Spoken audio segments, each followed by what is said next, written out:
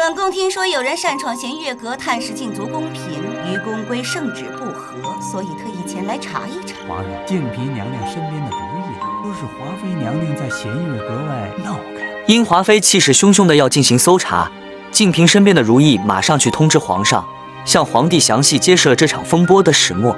里边除了沈答应跟几个侍女之外，别无他人。皇帝在得知真相后，愤怒之情难以抑制，对华妃进行了严厉的斥责。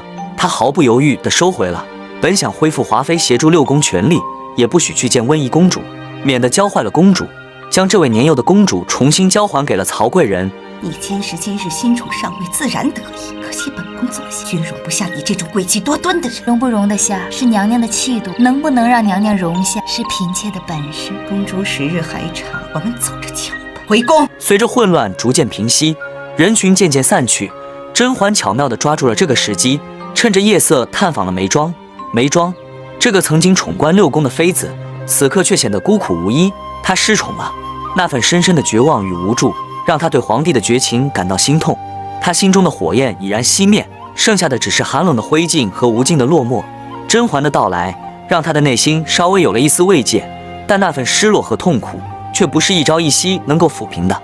皇上，他真的是好薄情啊，竟然半点也不念往日的情分。我知道这些话你现在听着会很刺心，但是到我这地步才能明白，君恩不过如是。当甄嬛看望眉庄后回来的时候，路上碰到巡逻的侍卫，立马躲到河边的石头后藏起来，意外地发现旁边有一艘游艇，于是悄悄躲进入游艇。甄嬛惊讶地发现果郡王也在里面，两人都感到莫名其妙的尴尬。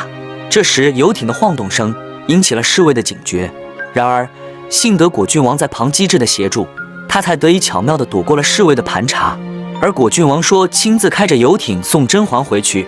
在他们俩闲聊期间，由于游艇的晃动使得果郡王的包包掉出来，甄嬛惊讶地发现自己的小象竟然落入了果郡王的手中。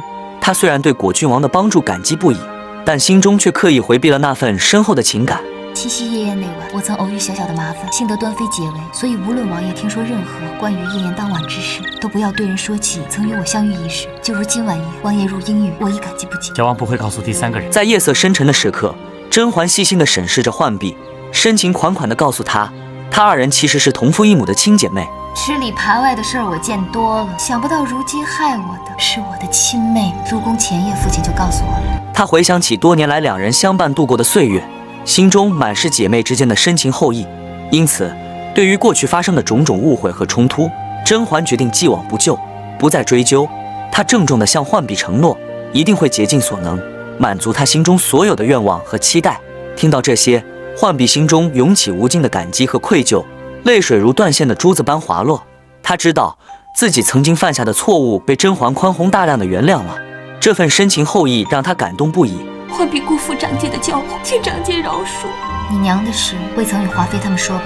不敢和他们提起。你不说就是万幸。皇帝回到紫禁城的头个晚上，根据皇室传统，皇帝应当晚上在皇后宫中。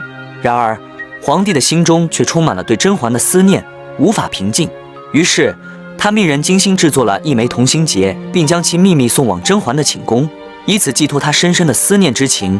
皇后在此刻突然醒悟，甄嬛未来的威胁将远超华妃，于是她紧紧依偎在皇帝身边，双臂如铁箍般环抱住他。